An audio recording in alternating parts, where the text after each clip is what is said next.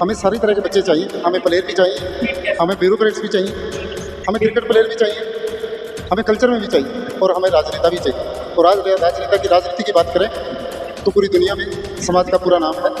मुख्यमंत्री जी ने जो नाम कमाया है वो हरियाणा में ही नहीं पूरी दुनिया में उनकी आवाज़ गई है।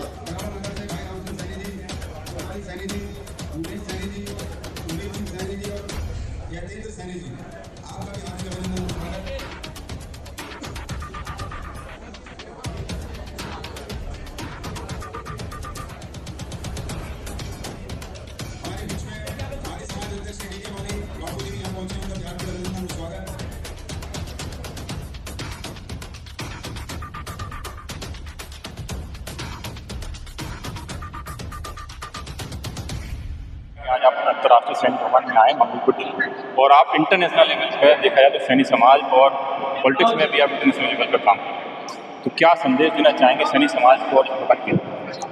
देखो, आज बहुत अच्छा लग रहा है क्योंकि सैनिक समाज को खासकर राजधानी के अंदर भवन की बहुत ज़रूरत थी और बहुत जल्दी भवन बनने जा रहा है। और इससे मैं यही कहूँगा कि सैनिक समाज को सबसे पहले तो सैनिक समाज को बधाई हो, और दूसरा ये कहूँगा कि कम से कम हम यहाँ अपने एक पूरे हिंदुस्तान की पंचायत को यहाँ बुला सकते हैं और इसके आने वाले इसमें बहुत अच्छे रिजल्ट होंगे। आपने कहा बहुत अच्छे रिजल्ट होंगे, लेकिन इस समाज का आप देखा, जैसे आपने कहा अपनी स्पीच में कि सैनिक समाज कनाडा की सबसे बड़ी जाति है समाज, तो कनाडा में और यहाँ की पॉलिटिक्स में आपको क्या अंतर है? पूरी दुनिया में राजनीति में कोई फर्क नहीं है, पूरी दुनिया में राजनीति एक जैसे होती है, लेकिन राजनीति करने का थोड़ा ढंग अलग अलग है। वहाँ कुछ और टाइप की राजनीति है पर आखिर में एक जैसे। आपने कहा कि बच्चों को IAS PCS के साथ साथ खेल में भी आगे बढ़े, तो खेल के लिए किस तरह से आप काम करते हैं? बच्चों के समाज के बच्चे आगे बढ़े से आपने कहा कि कई सारे बच्चों को प्रतिनिधित्व कर रहे हैं। देखो, खेल जो है वो आदमी को, इंसान को आगे बढ़ाते हैं, और खेल किसी भी समाज को, किसी देश को, किसी प्रदेश को अगर आपको प्रमोट करना है तो दो ही रास्ते हैं, स्पोर्ट्स एंड कल्चर। स्पोर्ट्स और कल्चर के माध्यम से आप अपने समाज को भी प्रमोट कर सकते हैं, अपने देश और प्रदेश को भी प्रमोट कर सकते हैं। इसलिए मैंने बोला कि बच्चों का खेलना बहुत जरूरी है। बच्चों का खेलना जरूरी है। सर, जैसे कि आपने अपने कबड्डी के बारे में बताया और एथलेट्स के बारे में, हमारे देश में सबसे ज़्यादा जो समय जो गेम है जिसको लोग सबसे ज़्यादा पसंद करते हैं वो है क्रिकेट, लेकिन क्रिकेट में अभी सैनिक समाज के प्रतिनिधित्व नहीं है। कब देखने को मिलेगा? ये तो देखो, मेहनत करनी चाहिए, और जो भी जब टाइम आएगा तो अगर अच्छा खेल रहे हैं तो कोई सिलेक्शन जरूर होगी।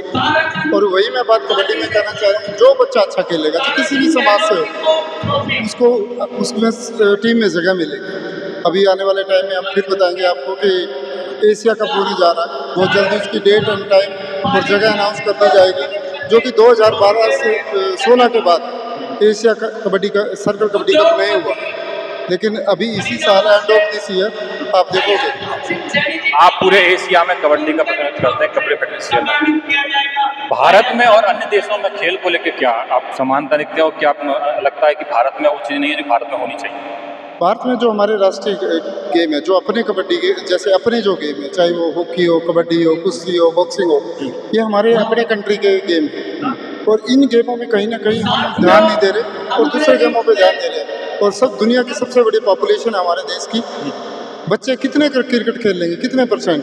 उनको दूसरे डिफरेंट गेम चाहिए। तो क्रिकेट के साथ साथ कबड्डी भी 3 तरह की होती है, नेशनल कबड्डी और बीच कबड्डी, और इसके अलावा भी हमारे पास बहुत गेम है। और हमारे मुख्यमंत्री, हरियाणा के मुख्यमंत्री नैब सिंह खेलो इंडिया के तहत एक बहुत अच्छी पॉलिसी के लिए काम कर रहे हैं। आज हमारे यहाँ गाँव में, स्कूलों में, गाँव में छोटी छोटी नर्सरी है जो कि धरातल लेवल से प्लेयरों को तैयार कर रही हैं। उसी को और अच्छा बनाने के लिए हम काम करेंगे, और उन्हीं के दिखाए हुए रास्ते पे कबड्डी के प्लेयरों को इसके अंदर डाल के गवर्नमेंट के साथ कंधे से कंधा मिला के वर्क करें। एक आगे सवाल सर, क्या संदेश देना चाहेंगे युवाओं को एजुकेशन के लिए, स्पोर्ट्स के लिए और अन्य फील्ड के लिए? मैं यही देना चाहूँगा, जिस भी सब्जेक्ट में आपकी रुचि है स्टडी उसमें करें। किसी की थोपी हुई, किसी की देखी हुई स्टडी में ना जाए, और गेम भी वही करें जो इसको अपना पसंद है, लेकिन स्टडी के साथ साथ गेम करें। हमें सारी तरह के बच्चे चाहिए, हमें प्लेयर भी चाहिए, हमें ब्यूरोक्रेट्स भी चाहिए, हमें क्रिकेट प्लेयर भी चाहिए, हमें कल्चर में भी चाहिए, और हमें राजनेता भी चाहिए। और आज राजनेता की राजनीति की बात करें तो पूरी दुनिया में समाज का पूरा नाम है।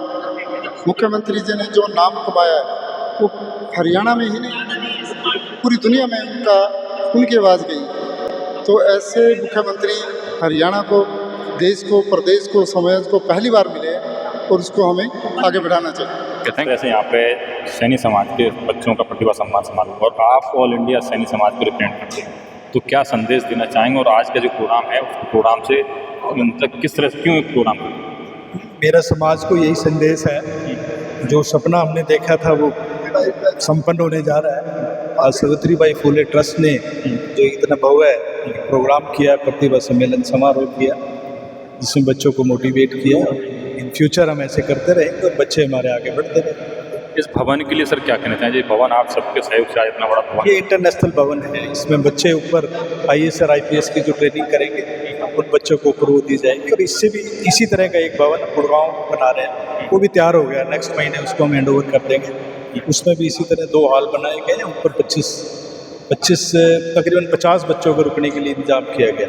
25 रूम है जिसमें 2 बच्चों को एडजस्ट करके 50 बच्चे रुकाए जाएंगे। जितने भी हमारे समाज की एक इंटेलेक्चुअल हमारे बच्चे हैं जो किसी वजह से सक्षम नहीं है पढ़ाई अच्छे करने के लिए, इन बच्चों को वहाँ रखेंगे।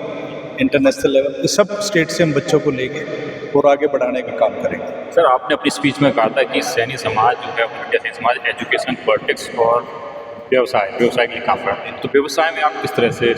हम अभी आने वाले अगले महीने में एक मीटिंग कर रहे हैं। हम एक लिस्ट सारे स्टेट के अध्यक्षों को हमने दे दी है। जितने भी हमारे एंटरप्रेन्योर हैं, जैसे इंजीनियर बलबीर सिंह जी यहाँ से है, पंजाब से हैं, हरियाणा से हमारे, इन सब की तकरीबन 100 से 125 लोगों की एक मीटिंग करेंगे, गेट टुगेदर करेंगे, एक दूसरे से इंट्रोडक्शन होएगी और समाज को कैसे अपने एरिया में कैसे हम बढ़ा सकते हैं बच्चों को एडवांस। जैसे मैं I am infrastructure company, I am working pan India, तो मैं जहाँ जहाँ हमारे समाज के लोग होते हैं उनको साथ जोड़ने का काम करते हैं।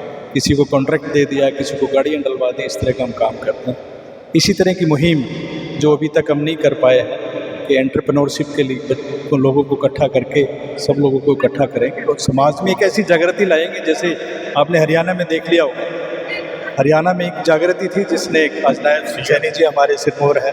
तो इसी तरह की हम अब ये जो बिजनेस एंटरप्रेन्योरशिप है, क्योंकि AI का टाइम है, बच्चे पीछे रह गए तो रह गए, एंटरप्रेन्योरशिप में आगे बढ़ाने का काम करेंगे। मेरा ऐसा मानना है कि नौकरी की बजाय अगर हमारे बच्चे बिजनेस में ज़्यादा जाएंगे तो that is far better than even a class PN और क्लर्क की नौकरी से तो अच्छा है कि बिजनेस में जाए। मैंने खुद एज ए असिस्टेंट इंजीनियर की नौकरी छोड़ के 6-7 साल नौकरी करके आज एक एम्पायर खड़ा किया है। तो ऐसे मैं चाहूँगा कि हमारे बच्चे एक सेल्फ कॉन्फिडेंस लेके आगे बढ़े और एंटरप्रेन्योरशिप में आगे जाए, इंस्टेड ऑफ इधर उधर छोटी मोटी नौकरी मांगने की।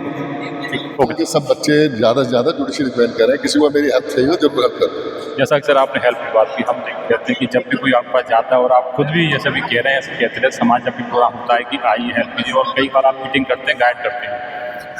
आप अपने जो जुडिशरी है उसके लिए तो करते ही हैं, लेकिन और जो क्षेत्र हैं जैसे स्पोर्ट्स हो गया और एडमिनिस्ट्रेशन हो गया, इन सब के लिए क्या मैसेज देना चाहेंगे? ये मेरा सब्जेक्ट नहीं है, लेकिन मैं अब कोशिश करूँगा उसमें भी हेल्प करने की। जो मेरा सब्जेक्ट है, एक्सपर्टीज़ है, उस पर मैं पूरी हेल्प करूँगा। इस भवन के लिए क्या करें? भवन के लिए ज़्यादा से ज़्यादा लोग कंट्रीब्यूट करें, ज़्यादा से ज़्यादा पैसा दें। बिना पैसे के भवन तो बनने वाला नहीं है, तो सबको चाहिए ज़्यादा अपनी शक्ति के हिसाब से जितना भी कंट्रीब्यूट कर सके उसको। Thank you.